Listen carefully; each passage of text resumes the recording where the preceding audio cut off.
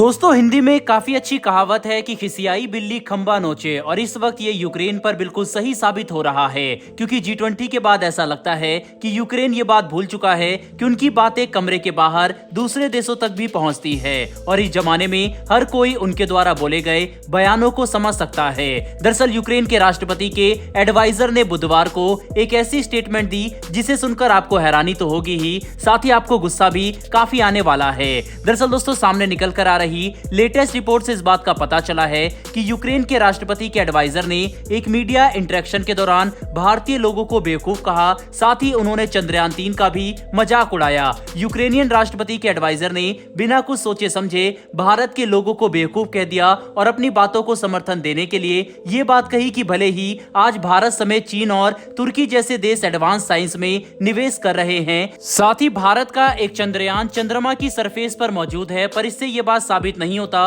कि भारतीय लोगों की बुद्धि तेज है, क्योंकि उनके मुताबिक भारतीय जनता अंतर्राष्ट्रीय मंच पर चल रही राजनीति और मॉडर्न वर्ल्ड की सच्चाई को समझने में सक्षम नहीं है। यहाँ पर हमें यूक्रेन से ये सवाल जरूर करना चाहिए, जब उनके लोग इतने ही ज्यादा पढ़े लिखे और समझदार है तो क्यों नहीं वह भारत की जगह पर चांद पर रिसर्च कर रहे हैं और पानी समेत दूसरे खनिज पदार्थों की खोज कर रहे हैं। हम सभी को पता है कि यूक्रेन यूरोप के कुछ ऐसे देशों में से एक है जो अंतरिक्ष तो छोड़ो नॉर्मल साइंस के क्षेत्र में भी कुछ खास नहीं कर पाया, जबकि जर्मनी, ब्रिटेन और फ्रांस जैसे देश साइंस के क्षेत्र में लगातार प्रगति कर रहे हैं। ऐसे में भारत से तो मुकाबला करना यूक्रेन के बस की बात नहीं है। इसी वजह से अगर यूक्रेन के राष्ट्रपति के एडवाइजर ये बात कहते हैं कि भारतीय लोग बेवकूफ हैं और हमें मौजूद सच्चाई के बारे में नहीं पता, तो यहाँ पर वह ये बात साबित कर रहे हैं कि वह खुद बेवकूफ हैं और उन्हें इस बात का कोई अंदाजा नहीं है कि भारत साइंस के क्षेत्र में उनसे कितना आगे पहुंच चुका है। खैर, जब यूक्रेन से इस मामले में सवाल पूछा गया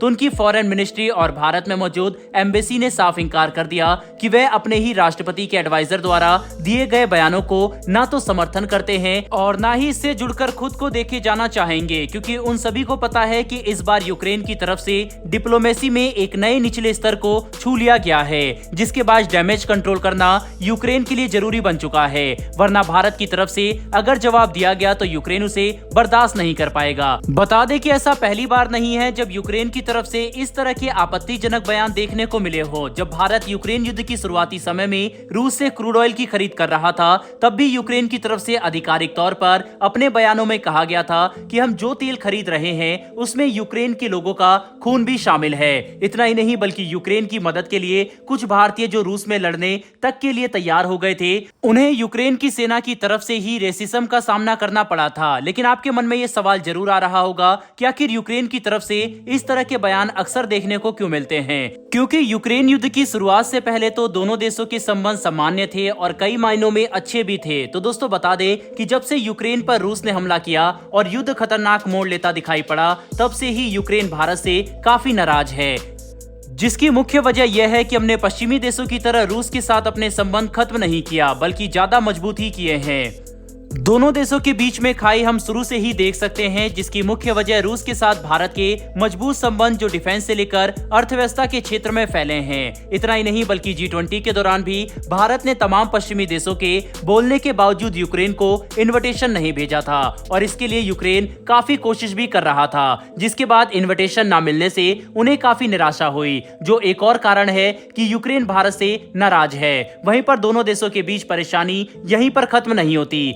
G20 के कम्युनिक को लेकर भी यूक्रेन बड़ा मुद्दा बना हुआ था, जिसमें पश्चिमी देश चाहते थे कि भारत यूक्रेन युद्ध का जिक्र करते हुए उन्हें समर्थन दे और रूस के खिलाफ बयानबाजी करे, पर भारत ने काफी चालाकी से पश्चिमी देशों के बातों को नजरअंदाज करते हुए एक ऐसा डिक्लेरेशन तैयार किया जिसके पैराग्राफ में रूस का जिक्र मात्र नाम भराया और यूक्रेन युद्ध के बारे में तो कोई बात ही नहीं की गई, जिसे यूक्रेन अपने लिए एक डिप्लोमेटिक लॉस समझ रहा है। यही वजह है कि यूक्रेन के राष्ट्रपति के एडवाइजर भारत के खिलाफ जहर उगल रहे हैं। लेकिन दोस्तों आपको क्या लगता है कि क्या यूक्रेन की तरफ से सामने आए इन बयानों का भारत को आधिकारिक तौर पर कोई जवाब देना चाहिए या फिर नहीं? आप इसके बारे में क्या सोचते हैं? अपनी राय कमेंट बॉक्स में लिखकर जरूर बताइएगा। साथ ही अगर आपको ये इन्फॉर्मेशन और वीडियो पसंद आई हो तो वीडियो को लाइक करके हमारी आने वाली डेली ऐसी वीडियो के लिए चैनल को सब्सक्राइब कर बेल नोटिफिकेशन को जरूर दबा लें। फिर मिलेंगे ऐसी एक नई वीडियो के साथ। धन्यवाद। जय हिंद।